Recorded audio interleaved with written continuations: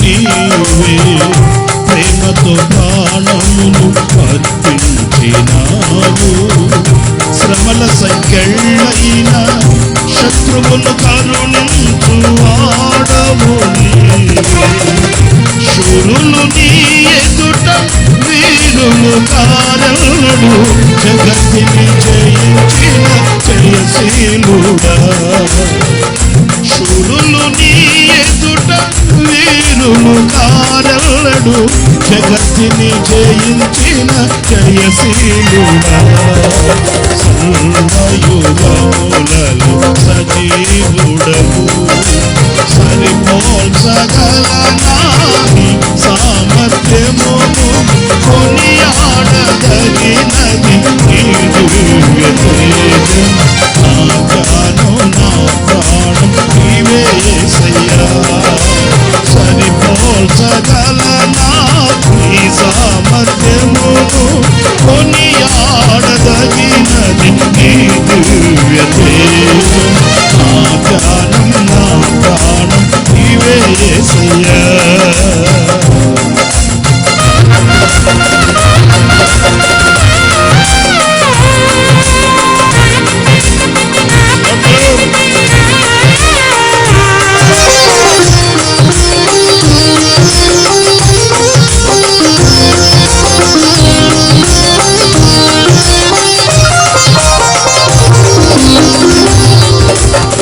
స్తుతులతో దుర్గములు స్థాపించువాడవు, సైన్యము నడిపించువాడవు నీవే. స్తుతులతో దుర్గములు స్థాపించువాడవు, శృంగధ్వనులతో సైన్యము నడిపించువాడవు నీవే. యందు ధైర్యమును నే పొందుకొనేదను, మరణము గెలచిన బహుధీరుడా. యందు ధైర్యమును నే పొందుకొనేదను, మరణము గెలచిన బహుధీరుడా. సర్వయుగములలో సజీవుడవు, సరిపోల్చగలనా నీ సామర్థ్యమును, కొనియాడదగినది నీ దివ్య తేజం. నా జ్ఞానం నా ప్రాణం నీవే యేసయ్యా. అందరు కలిసి నా జ్ఞానం నా ప్రాణం నీవే యేసయ్యా. ప్రభువైన యేసుక్రీస్తు నామములో మీ అందరికి వందనాలు. దేవుడు మిమ్మల్ని దీవించి ఆశీర్వదించునుగాక. ప్రియులారా, ఈ దినం ప్రభు మనకు అనుగ్రహించిన శ్రేష్టమైన దినం. ఎందుకంటే ప్రతి దినాన్ని ఆయన మనకు ఆశీర్వదించి అనుగ్రహించితేనే కానీ మనము అనుభవించలేం. మనం జీవించి సజీవుడైన దేవుడిని స్తుతించలేం. ప్రభు మనల్ని ఈ రోజున సజీవులుగా నిలబెట్టాడు అని అంటే ఆయన ఉద్దేశములు మన ఎడల గొప్పవి, ఆయన తలంపులు మన ఎడల ఎంతో విస్తారమైనవి అనేది మనం మర్చిపోకూడదు. ప్రతిదినం ఆయనతో ఆయన వాక్యంతో ప్రారంభించడం మన జీవిత ధన్యమని చెప్పడానికి కూడా సందేహం ఏమీ కూడా లేదు. పరిశుద్ధ గ్రంథంలో ఒక చక్కటి వాక్యాన్ని మనం చదువుకుందాం. నిర్గమకాండం 23వ అధ్యాయం 25వ వాక్యం. నీ దేవుడైన యెహోవానే సేవింపవలెను, అప్పుడు ఆయన నీ ఆహారమును నీ పానీయమును దీవించును, నేను నీ మధ్య నుండి రోగమును తొలగించెదను. ప్రియులారా, చూడండి, మనము ఆయనను సేవించినప్పుడు కలిగే ఆశీర్వాదాలండి. మనం ఆయనను సేవించినప్పుడు నాకేం మేలు కలుగుతుంది అని మనం అనకూడదు. నేను ప్రభువుని నమ్ముకున్నాను, లోకస్తులకి నాకు వ్యత్యాసం ఏంటి అని మనము సందేహించకూడదు. ఎందుకంటే ఆయనను సేవించే వారికి అనేక ఆశీర్వాదాలు ఉన్నాయి. ఎవరైనా ఆయన రెక్కల నీడను ఆశ్రయించి ఆయన కనుదృష్టిలో నిలవడానికి పరుగులు తీసి ఆయనను సేవిస్తే, ఆయనను వెంబడిస్తే, ఆయన అడుగుజాడలలో నడవడానికి ఇష్టపడితే వానికి కలిగే ఆశీర్వాదాలు విస్తారమైన ఆశీర్వాదాలండి. లేఖనాల్లో 1, 2, 3 మనం సమయాన్ని బట్టి తలపోసుకుందాం, ధ్యానిద్దాం. ఈ వాక్యం మనం చూస్తే ఆయన మన ఆహారాన్ని పానీయాన్ని ఆశీర్వదించి దీవించి మనకిస్తాడట. అప్పుడు మనము ఆరోగ్యవంతులమై క్షేమకరముగా సురక్షితమైన ఆయన రెక్కల నీడలో చేరి మనము జీవించవచ్చునని ఈ లేఖనాల్లో మనం గమనించాలి. పిల్లలు చూడండి, ఈ రోజున పుష్టికరమైన ఆహారం తింటున్నాము, ఇంకా ఆహారపు అలవాట్లలో ఎన్నో మార్పులు చేస్తున్నాము. ఇంకా మనం గనక ఆలోచిస్తే ఆ ఆరోగ్య సూత్రాలని ఎన్నో మనం పాటిస్తూ ఉన్నాం. కానీ ప్రతి మనిషిని ఏదో ఒక బలహీనత వెంబడిస్తూనే ఉంది, వెంటాడుతూనే ఉంది, కృంగదీస్తూనే ఉంది. కానీ ఆయనను సేవించే వారికి ఆయన ఇచ్చే గొప్ప ఆశీర్వాదం ఏంటంటే, మనం తీసుకునే ఆహారమే కానివ్వండి, పానీయమే కానివ్వండి, పరిశుద్ధపరచబడినవి. ఎందుకంటే యేసుక్రీస్తు రక్తం పరిశుద్ధపరిచేది, యేసుక్రీస్తు రక్తం శుద్ధి చేసేది, యేసుక్రీస్తు యొక్క రక్తం సురక్షితంగా మనల్ని నిలబెట్టగలిగినది కనుక ఆయన మన యొక్క ఆహారాన్ని పానీయాన్ని మరి పరిశుద్ధపరిచి ఆయన మనకు అందించినప్పుడు అందులో ఎలాంటి బలహీనత లేకుండా, ఎలాంటి రోగము లేకుండా మనం ఆరోగ్యకరముగా సురక్షితముగా ఆయన రెక్కల నీడలో జీవించవచ్చునని మనం గుర్తించాలి. నాకు బాగా తెలిసిన తమ్ముడు దేవుని మందిరంకి ఒక 4-5 నెలలు కనిపించకపోతే అడిగాను. కాస్త అతన్ని నాకున్నటువంటి స్వతంత్రతను బట్టి నేను అతన్ని మరి గట్టిగా గద్దించినప్పుడు అతనికి కోపం వచ్చినట్టుంది. అతను అన్న మాట ఏంటంటే, నేను కష్టపడాలి, నేను శ్రమపడాలి, నేను రెక్కలు ముక్కలు చేసి శ్రమ పడితేనే కదా నేను తినాలి, నాకు సమృద్ధి కలగాలంటే నేను శ్రమపడాలి కదా అని మాట్లాడుతాడు. పిల్లరా, నాకు ఆ మాట విన్నప్పుడు చాలా బాధ అనిపించింది. ఎందుకంటే మనం కష్టపడినంత మాత్రాన కాదు, మనం శ్రమపడినంత మాత్రాన, సంపాదించుకున్నంత మాత్రాన కాదు, మనకు కలిగిన కొద్ది దానిలోనైనా దేవుడు మనకు అది ఆశీర్వదించి మనకు అనుగ్రహించకపోతే అందులో మనం మరి ఆరోగ్యకరంగా ఆశీర్వాదకరంగా ఉండలేమనే విషయాన్ని మనం మర్చిపోకూడదండి. నేను కష్టపడితేనే, నేను సంపాదించుకుంటేనే నేను తినాలి కదా అంటాడు. నిజమే, అసలు ఆ కష్టపడడానికి ఆరోగ్యం ఇచ్చింది ఎవరు? శ్రమ పడడానికి శక్తినిచ్చింది ఎవరు? ఈ రోజున ఉదయాన్నే లేచి మన కుటుంబాన్ని మనం చూసుకుంటున్నామంటే, సజీవులుగా లేచి సంచరించగలుగుతున్నామంటే శక్తినిచ్చింది ఎవరు?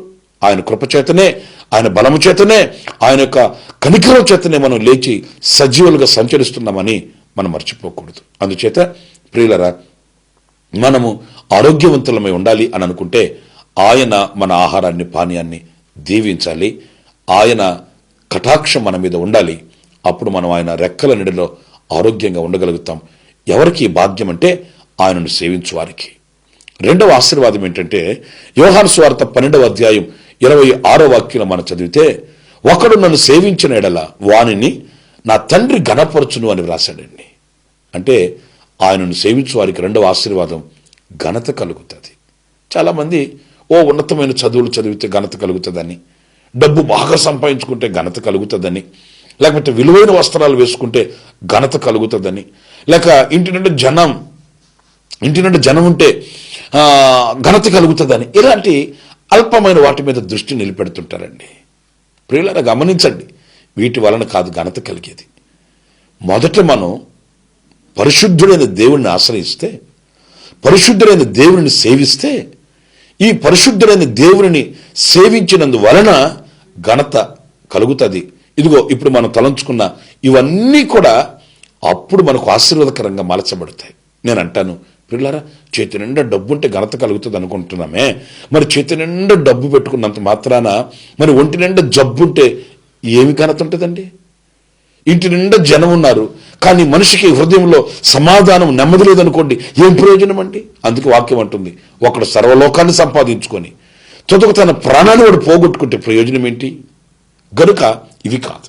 మొదట మనం ఆయనను సేవించాలి, ఆయనను ఆశ్రయించాలి, ఆయనను వెంబడించాలి, ఆయన అడుగుజాడల్ని మనం నడవాలి.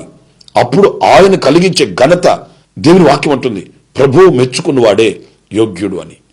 గనుక ఆయన మనల్ని మెచ్చాలి, ఆయన మనల్ని దీవించాలి. అప్పుడు మనుషులందరి ఎదుట మనం ఘనపరచబడతాం. లేఖనాల్లో మన పితరుల చరిత్రలో చూడండి, మన పితరులైన యోసేపు కానివ్వండి, దానియేలు కానివ్వండి, షడ్రక్ మెషక్ అబేద్నెగోలు కానివ్వండి, ఇలాగ మన పితరులు ఎందరినో ఆయన ఘనపరిచాడు, ఉన్నత స్థితిలోనికి తీసుకుని వచ్చాడు, రాజుల ఎదుట అధికారుల ఎదుట నిలబెట్టాడు. అంతటి మహా ఘనతకి వాళ్ళని ఆయన ఎక్కించాడు, సాక్ష్యం నిలబెట్టాడు. గనుక నా ప్రియులరా, మనం ఆయనను సేవిస్తే మనకు మన వ్యాపారాలలో, మన ఉద్యోగాలలో, మన కుటుంబ పరంగా అన్ని విషయాలలో మనకు ఒక ఘనత కలుగుతుందని దేవుని వాక్యం మనకు బోధిస్తుంది. మరొక మాట నేను మీకు జ్ఞాపకం చేస్తాను. అదేంటంటే, మరి దేవుడిని సేవించినటువంటి దానియేలు చరిత్రలో మీరు గమనించవలసింది, ప్రియ దేవుని బిడ్డలారా, అతడు యెహోవాను నిత్యము సేవించేవాడట. ఏదో ఆపద వచ్చినప్పుడు కాదు, ఏదో పండుగ సందర్భాల్లో కాదు, లేకపోతే 40 రోజులు 70 రోజులు 30 రోజులు అని కాలాన్ని నియమించుకొని కాదండి. దానియేలు నిత్యము దేవుడిని సేవించేవాడు. అందుచేత దానియేలు యెహోవాను సేవించినందుచేత మరి అతనికి కలిగిన అపాయం ఎలాంటిది అనంటే, ఎవ్వరు సహాయం చేయలేని అపాయం అండి.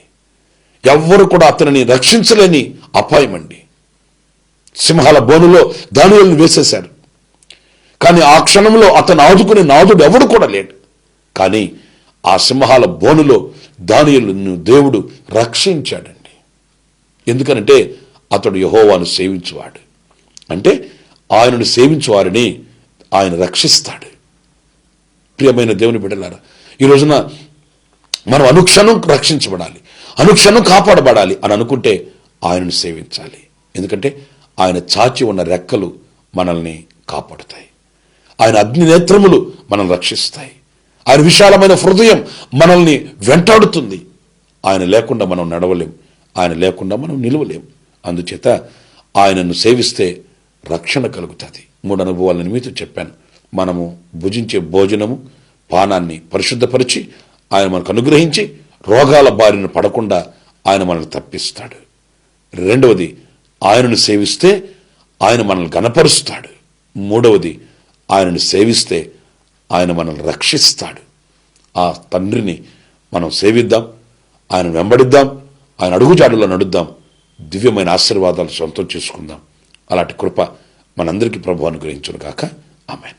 తలలో ఉంచండి, ప్రార్థన చేసుకుందాం. జీవాధిపతి అయిన ప్రభువా, మీకు వందనాలు.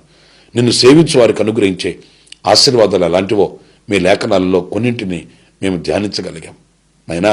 అలాగే మేము కూడా మా జీవితాంతం దానియేలు కదా నిత్యము మిమ్మల్ని సేవించినట్లు మేము కూడా మిమ్మల్ని నిత్యము సేవించి మీ దివ్యమైన ఆశీర్వాదాలు పొందుకోవడానికి సహాయం చేయమని ఇదిగో ఈ ప్రార్థనలో ఏకీభవించిన ఒక్కొక్కరిని మీ చేతులకు సమర్పిస్తూ ఉన్నాను. నైనా మాకు దూరాన ఉన్నవారు ఉన్నారు, అలాగే సమీపాన ఉన్నవారు కూడా ఉన్నారు. విదేశాలలో ఉండి ఇదిగో ఈ వాక్యాన్ని వింటూ ఈ ప్రార్థనలో ఏకీభవించిన వారు ఉన్నారు. స్వదేశంలో ఉండి ఇదిగో ఈ వాక్యాన్ని వింటూ ఈ ప్రార్థనలో ఏకీభవించుతున్న వారు ఉన్నారు. మెట్టుకు దగ్గర ఉన్నా దూరాన నిలిచి ఉన్నా మేమంతా మీకు సమీపస్తున్నాం గనుక ఇదిగో ఈ ప్రియ బిడ్డలందరినీ ఒక్కొక్కరిని పేరు పేరు వంతున మీ చేతులు సమర్పిస్తున్నాను. వారి మీద మీ దృష్టి నిలిపి మీ హస్తగతాల్లో దాచుకొని కృపాక్షేమాలతో నడిపించమని మమ్మల్ని మీ చేతులకు అప్పగించుకుంటూ యేసు నామములో ప్రార్థించి వేడుకొనుచున్నాను తండ్రి. ఆమేన్. ఆమేన్. ప్రభు మిమ్మల్ని దీవించి ఆశీర్వదించును గాక. ఆమేన్.